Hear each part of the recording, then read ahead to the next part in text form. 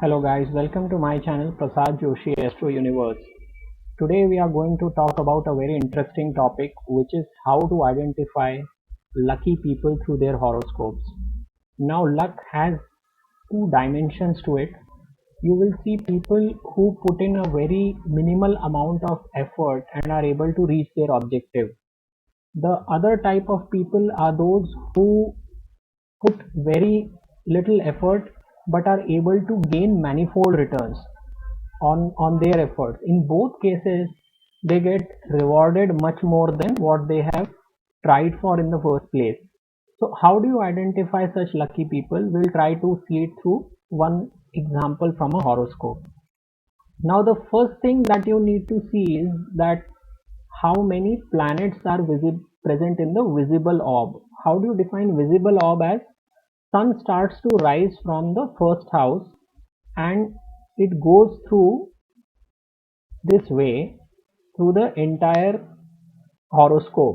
So at in this case during the seventh house, it starts to fade in its power because it's the evening time. It starts at 6 o'clock in the morning from here, and it remains in one sign for a couple of hours, and it transits through the horoscope in an anti-clockwise manner. So when it is transiting through the seventh house, the evening starts to set in, and then we eventually see that the night has occurred. So during the its transition from the first house, starting from the first house up to the seventh house, it is in the visible orb, or what we call it as the side where sun shows its power. So houses number 12 to 7 are what we call it as illuminated, and planets that are present in these houses provide results on a much higher quantum scale compared to the ones which are in the invisible orb. The reason why we are calling it invisible orb is because sun is set and it's the night time. So one of the theories also is that sun provides this magnetic charge to these planets and they amplify their results. So if you have 5 or more planets in this orb, then it is considered as being lucky. Now if we look at this horoscope, we have Rahu in 11th house, which is considered its highest position of giving results. Venus is present in 10th house, again it is in its own sign. Moon is also present in its own sign, although it is in 12th house, but still its adverse effect will be much lesser compared to the beneficial result that it will give.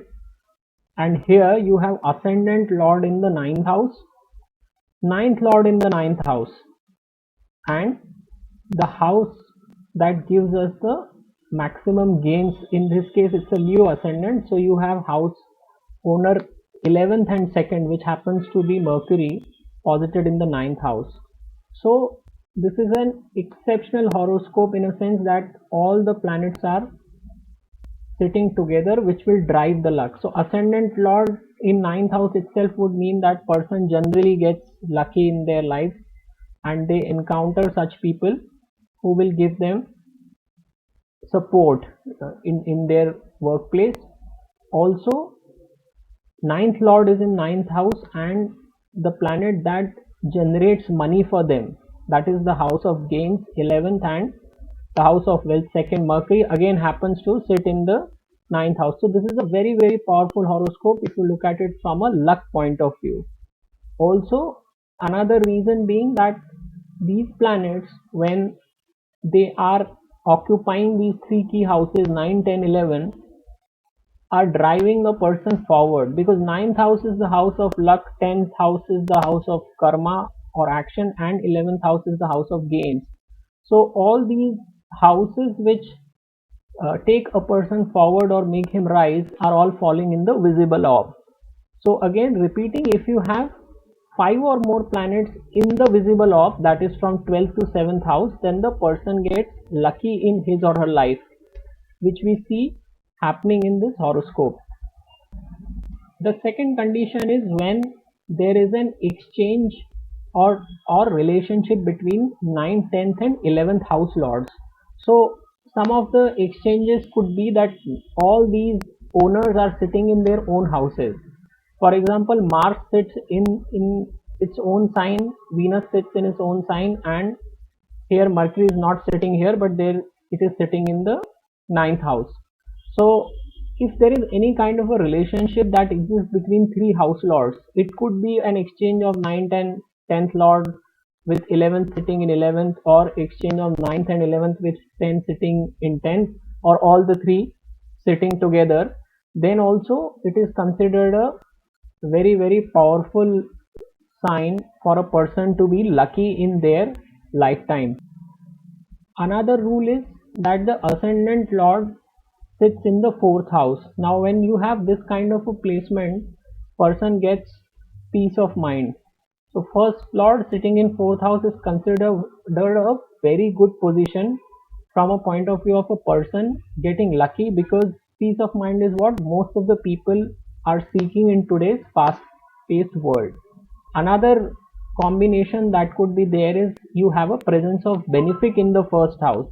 Now that is not the case here, because the ascendant lord is in the ninth house, but if ascendant lord is a benefic and it sits in the first house, that is also considered to be a very lucky scenario. Another combination could be the exchange of second and 11th house lord. In this case it happens to be the same planet, but if these two planets are different and they exchange houses with each other, that is also considered a very good sign, because these people are very lucky when it comes to money matters and are able to gain significant returns with the vocation that they pursue. Another combination is the presence of sun and moon in the visible orb, because this is there. Sun is the significator of soul and moon is the significator of mind. So in this case it is giving, along with the ascendant lord, which happens to be the sun in this case, but if it was some other ascendant and the ascendant lord was posited in the ninth house, it would have given the person the sufficient firepower to pursue their profession and gain the desired results. Four or more planets aspecting the ascendant is also very desirable. For example, if Saturn was posited here, it will aspect first house with the third aspect. Mars being present here will aspect the ascendant with its fourth drishti, and then if Jupiter is posited say in the ninth house, it will aspect ascendant with the fifth aspect. So more the planets that they see the ascendant, stronger the person becomes, and you will see this combination in many charts where people have risen to the top. There are too many planets that aspect the first house, and that makes that person very strong in personality, in thought process, and in actions. Another combination that we can see is that in Ashtakvarga, the 10th house points and the 11th house points, they have a huge difference. So for example, the 10th house total points constitute to be around 30 to 33, then in this case people will have 45, 46, or in some cases even 50 points in the 11th house of gains. So whenever a planet transitions during the normal transit from 10th to 11th house, whatever results it was giving in the 10th house, it gives manifold returns when it enters the 11th house. So this is also one of the combinations that you will see in the charts of lucky people. Also, if such people, you will see they will continue to get Mahadasha of the planets, which strongly signifies the ninth house. So in this case, if you will see, person is bound to get good results in the Mahadasha of Sun, Mars, or Mercury, because they are sitting in this house, and as a result they will become the prime significator of the house of luck. So in all these people's horoscope, you will always see Mahadasha Lord strongly signifying ninth house or the house of luck. Another combination is that three or more planets are either sitting in the ninth house or they are aspecting the ninth house.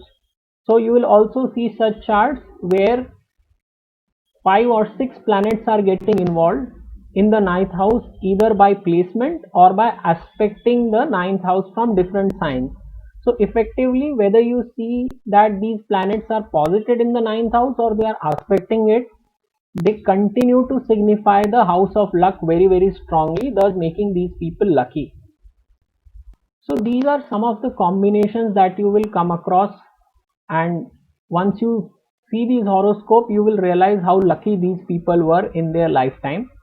There is also some other combinations which make an individual not so lucky, but we will discuss it at some other time. So that was all for today. If you have liked this video, please subscribe to my channel. Thank you very much for watching.